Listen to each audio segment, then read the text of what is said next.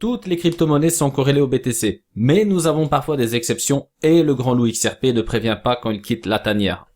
Avec XRP, c'est comme d'habitude, vous n'allez rien comprendre car c'est très difficile de prévoir quoi que ce soit et quand ça part, c'est violent. Nous parlons quand même d'un actif classé en 3e position du market cap avec plusieurs passages devant ETH en 2e position. Un monstre avec un capital très élevé qui a déjà été multiplié par 15 en très peu de temps. Les signaux puissants sont rares, mais quand nous avons quelques indications, il est déjà presque trop tard pour monter dans le train. Restez avec moi jusqu'au bout, car je vais vous expliquer dans les moindres détails ce que nous réserve XRP dans les semaines et les mois à venir. J'aimerais donner aussi un petit coup de pouce à 2 personnes qui ont tout perdu avec les différents bugs de l'algorithme de votre plateforme favorite. Il s'agit de Michael, connu sous le nom de Focus XRP. Il maîtrise parfaitement les fondamentaux et ses vidéos ont quelques centaines de vues à peine. C'est une injustice totale. Donc le deuxième est bien évidemment notre ami Whitetimer qui a souffert ces derniers mois avec de faux espoirs à plusieurs reprises. Il partage régulièrement des lives sur l'actualité et des revues du marché avec de belles petites touches d'humour. Je vous invite sans plus attendre à les suivre, leurs liens sont en description. Avant de partir complètement sur XRP, je vais vous parler brièvement de cette figure. Il s'agit d'un biseau ascendant. C'est une figure baissière. Il faut attendre une clôture sous l'oblique avec pullback pour valider la baisse. Généralement, je dis bien généralement, c'est pas toujours le cas, mais le volume diminue avant la baisse. Pour l'instant, les probabilités ne sont pas fortes car le BTC a clôturé parfaitement au-dessus la SSB en journalier. Oui, comme vous l'avez remarqué, j'ai des nuages superposés. Un développeur l'a codé en mode fait maison. Il a sincèrement bien travaillé et si vous êtes intéressé, ne vous inquiétez pas, il sera open source très prochainement. Donc, suivez-moi sur Twitter pour être averti dans les premiers du partage du code. Donc, concernant le code, comme vous pouvez le remarquer, c'est assez bien foutu. Vous avez le setup ici par défaut et là, vous pouvez choisir votre unité de temps. Donc là, je suis sur du H4 et j'ai choisi la journée. Je peux ajouter la semaine, le mois, etc. Donc c'est vraiment très pratique, c'est intuitif. Donc le dev a vraiment bien travaillé. Donc un grand merci à lui au passage car ça lui a pris du temps avec tous les échanges, avec le support, etc. Donc il a vraiment fait de son mieux pour que ce soit parfait. J'ai déjà donc testé plusieurs Ishimoku personnalisés sur TradingView. Sincèrement, j'ai rien vu de tel, c'est vraiment du bon boulot. Donc bravo encore une fois à lui. Patience, il sera donc bientôt disponible.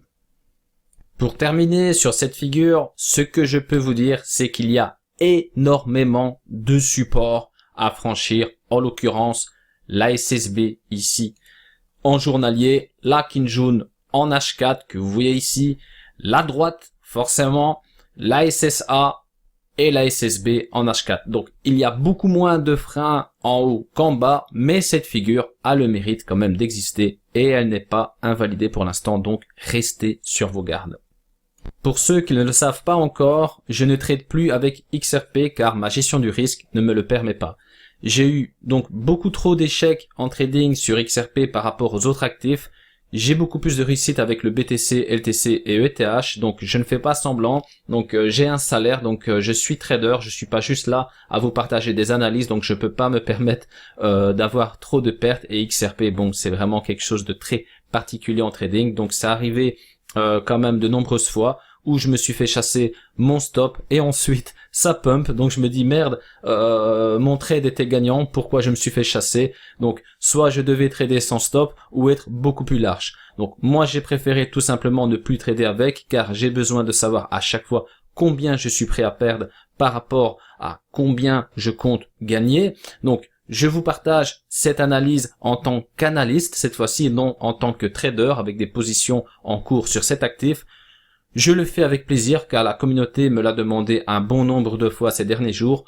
Concernant ma vision et mes bagues long terme, rien n'a changé, bien au contraire. Nous y voici avec XRP contre le dollar en journalier.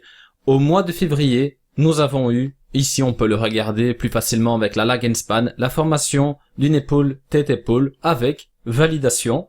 Les vendeurs étaient tellement en forme qu'ils ont multiplié l'objectif par 2. Donc doucement mais sûrement les acheteurs ont récupéré la Tenkan et ensuite la Kinjun.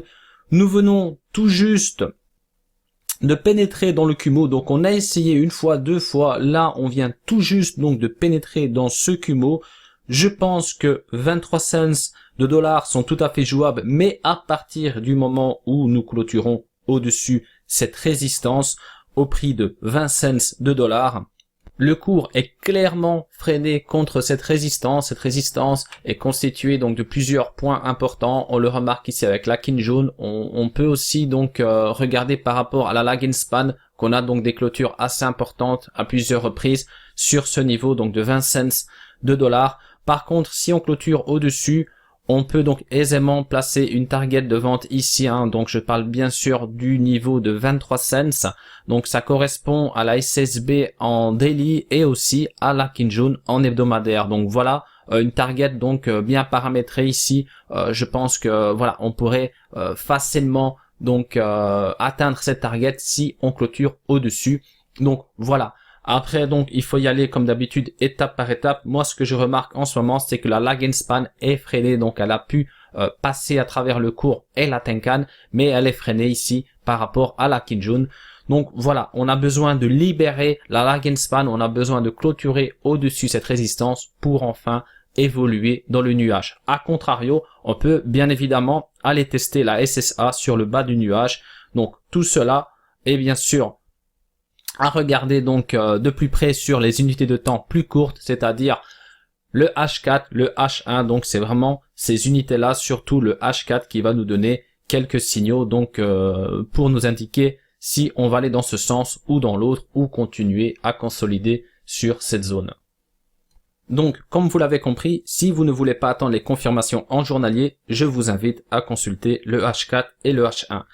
Comme vous le savez, je ne partage pas d'analyse graphique sur des unités de temps inférieures au journalier sur ma chaîne YouTube. Toutes mes analyses techniques concernant le cours sont partagées sur Twitter, donc n'attendez pas une seconde. Concernant ce graphique, je ne peux pas vous dire que je suis baissier, mais je ne suis pas haussier non plus. Pour que je sois haussier, il faudrait au moins que la lag span passe au-dessus de la Kinjun. Et la confirmation journalière serait bien évidemment d'avoir une clôture du cours au-dessus du nuage et une confirmation de la lag span. Donc, en tant que trader, dans ce contexte, j'aurais attendu que le cours clôture au-dessus de la SSB et que la lag span confirme. Donc, tout ça pour tenter le nuage hebdomadaire. Donc, si on arrive à avoir un cours qui se balade ici quelque part et que la lag span confirme, on peut envisager le nuage en hebdomadaire. Je peux vous donner brièvement un exemple. Regardez ici. Donc, on a essayé de sortir du nuage, pas moyen. On a eu des mèches, donc avec un test qui plus est parfait sur la Kinjun ici. Donc, on essaye. Là, enfin, on sort. On passe au-dessus aussi la Tenkan. Là, la lag span ne confirme pas encore. Elle est ici, elle est freinée. Par contre, ici, voilà, on arrive. Tac, la lag span confirme. Donc là, on a la formation d'une épaule et ensuite d'une tête. Et regardez, on est venu chercher le nuage hebdomadaire. Donc c'est magique. Là, pas de confirmation. On y va, mais on n'a pas la lag span. On a la lag span. Tac, c'est parti. On va chercher le nuage. Donc même chose ici. On attend, on est prudent et on y va étape par étape. En hebdomadaire, nous n'avons aucun signal d'achat, mais nous avons déjà quelques indices. Regardez comme c'est magnifique. Le cours passe ici au-dessus de la Kinjun, donc on avait envie depuis longtemps de passer au-dessus de la Kinjun, on le remarque ici, regardez, on passe mais on clôture en dessous, donc même chose là, on passe mais on clôture en dessous, donc pas de signal nous indiquant une hausse pour aller tester le nuage. Là par contre, on vient cette fois-ci clôturer au-dessus de la Kinjun, alors c'est magnifique, on a un test, voilà, sur la SSA, donc sur le bas du nuage baissier. Ensuite là on pénètre même dans le Kumo, mais on a une clôture parfaite sous le nuage. Alors là, ensuite, on perd notre Kinjun. On a la formation d'un magnifique petit canal descendant. Donc, on a plusieurs tests ici sur le bas et on a 2 tests sur le haut du canal. Vous voyez ici, pour revenir en arrière, pendant la période de consolidation, il y en a beaucoup, j'imagine, qui se sont dit, ça y est, c'est parti, on a consolidé, on a eu un pump, ça va continuer de monter. Mais non, car on n'était même pas encore rentré dans le nuage. Donc, prudence avec les impulsions haussières. C'est pas parce que ça pump que ça va toujours monter. Quand on a les confirmations, ben regardez ici, hein, là on est en arrière, mais regardez, quand ça pump, c'est peut-être un mauvais exemple parce que je sais même pas si on avait des confirmations tellement que c'était violent là, mais quand ça pump, voilà, là c'est comme un cycle haussier, on va tout le temps chercher des achats. Dans un cycle baissier, on va tout le temps chercher des ventes. Donc là, pour l'instant, on continue malencontreusement à chercher des ventes, en tout cas pour les traders, parce que même si on a des impulsions, donc on a des hauts qui sont de plus en plus bas et des bas de plus en plus bas, donc on cherche des ventes. Et quand on aura un retournement de tendance, là on va commencer à chercher des achats en hebdomadaire. Alors, maintenant, j'attire votre attention sur les dernières bougies. La dernière purge nous a fait perdre la Kijun, mais les acheteurs ont décidé de défendre. Donc, quand je vous parle de la Kijun, je ne vous parle pas de celle-ci, je vous parle du fameux support qu'on avait ici, qu'on a travaillé plusieurs fois. Donc, on a gardé ce support, donc il était pertinent. Je vous en avais parlé, c'était dans ma, je pense, précédente, dans mes 2 dernières vidéos d'XRP, je vous avais parlé de la Kijun ici, en weekly. Et regardez, donc on a défendu ce support, on a une autre impulsion, on a été chercher donc le bas du nuage, etc. Donc là par contre, avec la dernière purge, on a perdu cette Kijun. Donc on a perdu cette Kijun, mais ce qu'on remarque, c'est qu'on a donc eu la formation d'un support acheteur. Donc non seulement on a gardé notre droite ici baissière, mais il y a certaines clôtures donc pertinentes dans le passé qui font que les acheteurs se sont dit ça on le protège. Donc on protège cette droite, mais on protège aussi certaines clôtures, et en l'occurrence je parle bien sûr des, si je me trompe pas, 14 cents de dollars. Cette Kijun avant qui faisait office de support, d'ailleurs elle a fait le job, maintenant elle fait office de résistance. Donc pour tenter un test encore une fois sur le haut du canal ou voire même le bas du nuage, il va falloir clôturer au-dessus les 20 cents. Donc là on est au-dessus des 20 cents, sachant que nous avons encore la Tenkan et la Kijun alignées sur plus ou moins la zone de 23 cents de dollars. Donc voilà, on a pas mal de résistance, on a pas mal de freins pour aller chercher encore une troisième fois le haut du canal baissier. Je vous rappelle que chaque bougie représente une semaine, donc attention aux corrections, et même chose pour les pumps. Donc on a besoin pour monter d'un étage d'avoir une clôture ici quelque part, donc même chose après avec la Tenkan et la Kijun, et après, voilà, sachez qu'un canal baissier c'est fait pour le péter à la hausse, donc même chose pour un canal haussier, c'est fait pour le péter à la baisse. Donc ce canal, donc après ça peut arriver dans l'autre sens, hein, je vous l'accorde, on peut très bien péter un canal baissier à la baisse, mais bon ici je pense qu'il faut pas exagérer. Donc voilà, on va le péter à la hausse un jour, donc là aussi on aura besoin, donc faites attention, on peut très bien avoir des mèches qui montent très très fort, donc on aura besoin encore une fois de clôture, donc même chose après pour les confirmations par rapport au Kumo et à tous les éléments d'Ishimoku. Donc retenez bien les clôtures et les points clés que vous avez ici sur ce graphique en hebdomadaire.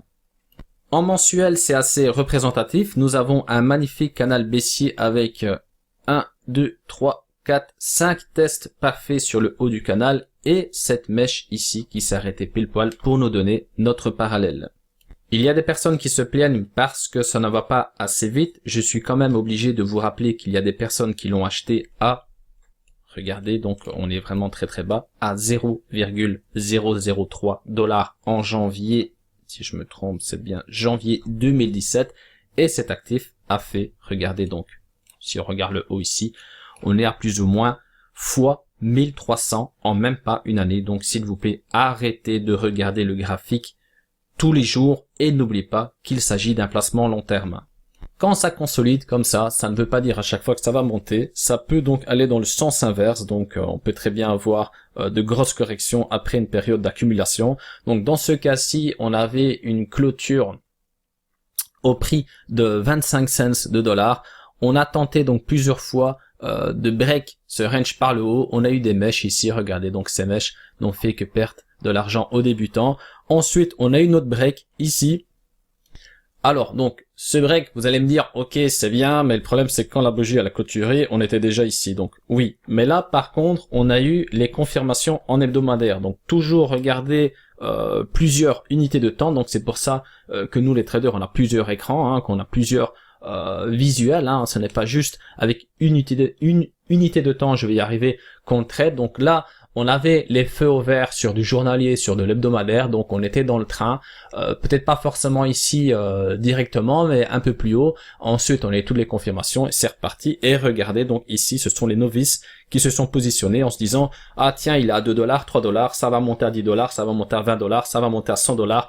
Il faut que je monte dans le train avant qu'il soit trop tard. » Et je pense que vous connaissez tous la fin de l'histoire.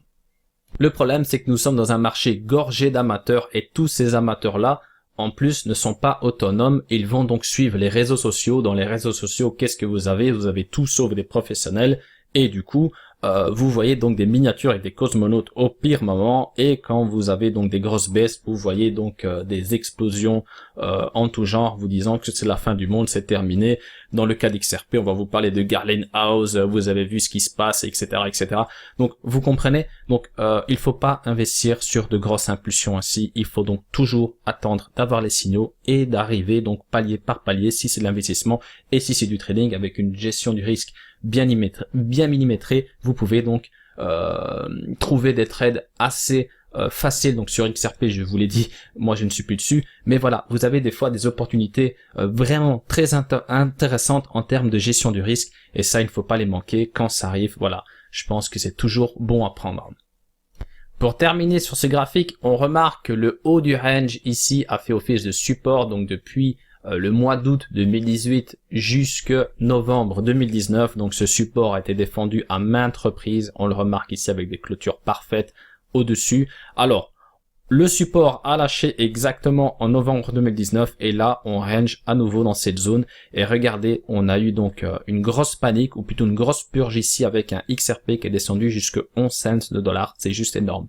Mais on a quand même donc conservé ce support ici donc qui est représenté par l'ancien range que vous voyez. Donc on est plus ou moins sur les 16 cents de dollars donc au minimum. Donc tant qu'on est là-dedans, tant qu'on consolide, on attend. Donc si on a un signal d'achat, ben on l'aura ici avec un break ou voire même un break du canal. Je pense que le canal est très pertinent aussi. Regardez, on a vraiment plusieurs tests parfaits. Donc on a vraiment besoin qu'XRP vienne clôturer non seulement au-dessus les 25 cents de dollars, mais aussi au-dessus cette droite. Donc là, je pense que il va falloir attendre des mois. Ça peut se faire en un mois, mais on a vraiment besoin de plusieurs signaux. Regardez aussi la Tenkan en mensuel, on n'a pas pu une seule fois passer au-dessus. Regardez, elle descend. C'est ça qui est intéressant, c'est qu'elle descend de plus en plus, et donc on n'a pas besoin de monter par exemple jusque 50 cents pour avoir une confirmation par rapport à la Tenkan. Donc patience, ne paniquez pas avec du H1, du journalier, etc. Regardez le mensuel si vous êtes des investisseurs, et c'est là que vous allez avoir donc tous les niveaux clés qui sont pertinents. Maintenant, je retourne en journalier, mais cette fois-ci contre le BTC. Les 2404 Satoshi sont clairement défendus par les acheteurs. Nous pouvons même apercevoir un double bottom ici. Donc on n'a pas eu la clôture, mais on a quand même deux fois un test sur ce niveau-là. Alors, si on oublie le cours et qu'on regarde la lag and span, donc la lag and span tient compte uniquement des clôtures. On a donc une droite ici qui se forme avec ce deuxième test. On brise cette droite et regardez le pullback comme il est parfait ici, beaucoup plus bas. Donc on a un pullback et boum, c'est reparti. Alors maintenant, si on regarde le cours, on a eu une tentative, donc suite au support acheteur ici, on a eu une tentative ici pour passer au-dessus du Kumo. Donc échec. Ensuite, on repère la Kinjun. C'est là qu'on vient retester une deuxième fois ce niveau qui est à mon sens très pertinent. Ensuite là, on vient chercher encore une fois le Kumo, on teste, mais on rentre dedans, mais on clôture sous la SSA. Donc là, de nouveau, on repère la Kinjun. Donc vous voyez, XRP c'est un peu comme ça, et on est quand même sur du daily, on n'est pas sur du 15 minutes. On repère la Kinjun, on la récupère, mais cette fois-ci, regardez, on a eu donc une belle impulsion haussière. Après avoir pris la Tenkan ici, on rentre et on clôture dans le Kumo cette fois-ci. Donc là, j'ai aussi une oblique qui va peut-être freiner l'évolution du cours d'XRP dans le nuage. Donc à regarder, pour l'instant, on est à l'intérieur. Donc le tout, c'est de garder la SSA, donc rester dans le nuage. Ensuite, donc l'objectif sera bien sûr de passer au-dessus de cette droite pour aller tester le haut du nuage. Et en l'occurrence, vous avez aussi la Tenkan en hebdomadaire qui est ici quelque part juste en dessous la SSB en daily. Pour évoluer à la hausse dans le nuage, on a besoin aussi que la lag and span se libère, donc c'est très bien, elle est au-dessus de la Kinjun, de la Tenkan, mais elle a quand même le cours ici qui va la bloquer, donc on a vraiment besoin de la libérer du cours pour ne fût-ce qu'évoluer à l'intérieur du nuage. Si ensuite, voilà, on évolue et on a des confirmations qu'on arrive à passer au-dessus du nuage, on aura bien sûr notre test de la Kinjun en hebdomadaire comme objectif, donc pour placer notre target de vente, etc. Donc, dans le cas contraire, si on perd le nuage, c'est rebelote, on repart. Donc la lag and span n'a pas encore confirmé cette hausse. Donc voilà, à voir tout cela étape par étape, comme d'habitude. Concernant le RSI, voilà, c'est intéressant. On a plusieurs poussées, mais ce qui m'intéresse, c'est qu'on vient buter donc 2 fois d'affilée sur le niveau 58.75. Donc si on brise ce niveau, on pourrait très bien alors là atteindre l'objectif à l'intérieur du nuage. Toujours contre le BTC, mais en hebdomadaire. On a plusieurs clôtures parfaites à 2535 Satoshi avec plusieurs mèches, regardez ici, qui ont buté pile poil sur le niveau de 2351 Satoshi. Aucun signal d'achat pour l'instant car nous sommes très loin du nuage. Le cours est sous la Kijun et la Tenkan qui plus est. N'ayez pas peur, mais je n'aime pas trop ce que je vois car on vient buter à chaque fois. Ici, regardez sur le même niveau et nous avons des plus hauts, de plus en plus bas, donc formation d'un triangle descendant. Le cours est tellement bas que d'un point de vue fondamental, cette figure baissière ne peut pas être validée. Mais restons attentifs car il n'est pas impossible que le BTC nous fasse par exemple un gros pump avant XRP, enfin etc. Bon, maintenant, nous n'avons pas vraiment encore un triangle descendant, il nous faudrait au moins un troisième test sur l'oblique pour que ça devienne pertinent. Alors, concernant le RSI, on a un niveau 23.56 intéressant en cas de survente, et on a un point haut donc à 45.03, donc là on est venu buter une fois, deux fois, trois fois, quatre fois, et une cinquième fois ici. Donc si on brise ce niveau, on pourrait très bien aller chercher des résistances un peu plus haut ici, donc sous cette oblique. Avant de passer sur du mensuel, regardez ici, donc on a clôturé au-dessus de la Tenkan. Ensuite, on l'a perdu, mais ce qu'on a besoin surtout, c'est de clôturer au-dessus de la Kijun pour aller chercher des résistances beaucoup plus importantes et tenter d'aller tester ne fût-ce que le Kumo. Donc voilà, concernant XRP contre le Bitcoin en hebdomadaire, on n'a pas du tout de signal d'achat ou plutôt de confirmation de renversement de tendance vu qu'on est sous tous les éléments d'Ishimoku. On n'a rien, on a la lag and span aussi qui est en bas de tout. Donc patience, on a besoin que chaque élément nous donne des confirmations, la lag and span qui passe au-dessus du cours, de la Tenkan, de la Kijun, on a besoin que le cours passe au-dessus de la Tenkan, la Kijun rentre dans le Kumo, etc. Donc patience et surtout prudence, ne vous faites pas avoir sur le haut d'une mèche comme beaucoup se font avoir systématiquement dans ce marché. En mensuel contre le Bitcoin, plusieurs mèches ont buté pile poil ici sur ce support. Donc ce support, je l'ai tracé en référence avec cette clôture. Donc comme vous pouvez le remarquer, quand ça descend et que tout le monde panique, des fois on peut avoir l'inverse. Ça c'est une bougie mensuelle, donc c'est énorme. Même chose à l'inverse, quand ça monte, ça peut monter pour vous piéger et ensuite ça redescend 10 fois plus. Donc attention, XRP c'est très volatile. Je vous la remontre encore une fois, regardez. C'est des mèches comme ça XRP, c'est énorme. Donc moi je vais me concentrer ici, c'est la raison pour laquelle j'ai zoomé sur cette période, car c'est cette période qui m'intéresse. C'est ce qu'il y a de pertinent pour l'instant. Et regardez, ce sont les clôtures qui confirment et non les influenceurs qui tournent leur veste à chaque vidéo. Donc, ça ne sert à rien de sauter en l'air si vous voyez le cours monter jusqu'ici ou dans le sens inverse. C'est chaque clôture mensuelle qui va valider un étage. Moi, ce que je remarque, c'est qu'on a plusieurs mèches qui sont venues buter ici pile poil sur le rez-de-chaussée. On a une grosse poussée ici, mais on a une clôture en dessous. Donc là, maintenant, on a une grosse poussée d'XRP contre le Bitcoin et on a clôturé pile poil ici, donc au-dessus. Donc au-dessus, cette clôture que j'ai donc tracée à partir de la lag and span. Donc là, on est au premier étage. Donc l'objectif, c'est forcément d'aller chercher la Tenkan ou voir cette résistance ici. Donc voilà. Donc maintenant qu'on a clôturé ici au premier étage, on peut aller chercher donc des résistances ici à l'intérieur sur de l'hebdomadaire ou encore du daily, etc. Donc après, même chose, si on a une grosse impulsion haussière ici, pour valider le deuxième étage, on aura besoin donc d'avoir le corps de la bougie ici quelque part dans ce deuxième étage. Si c'est une mèche, regardez, des mèches, on en a eu tout plein. Ce ne sont pas ces mèches qui vont valider donc un étage, que ce soit à la hausse ou à la baisse. Sur le RSI, j'ai un visuel sur deux niveaux en mensuel, donc le 57.78 et le 40.11. Alors, depuis le mois de juillet 2019, on a un long plat ici, donc si on brise ce niveau, forcément, on aura plusieurs clôtures de confirmation dans les différents sous-sols qui vont corroborer avec ce break. Donc dans le cas d'une hausse, maintenant, si on a des confirmations, par exemple en hebdo et tout ça, et que ça commence à monter, on aura un niveau psychologique ici, donc le 57.78, avec donc le RSI qui a buté plusieurs fois dessus. Donc psychologiquement, on aura donc un frein à ce niveau-là. Voilà concernant le RSI en mensuel de XRP contre le Bitcoin. Merci à toutes et à tous pour votre attention, j'espère que la vidéo vous a plu et si c'est le cas, comme d'habitude, laissez-moi un petit pouce bleu qui m'encourage davantage à vous publier des vidéos. Abonnez-vous à ma chaîne et activez la petite cloche si ce n'est pas encore fait. N'oubliez pas notre ami Michael de Focus XRP et Wildtimer qui méritent largement de récupérer leur communauté après tout le travail publié sur le réseau.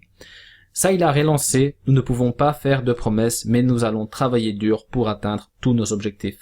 L'offre de lancement est toujours en cours, ne tardez pas si vous voulez monter dans le train. À très bientôt, restez chez vous, prenez soin de vous et restez prudents sur le marché.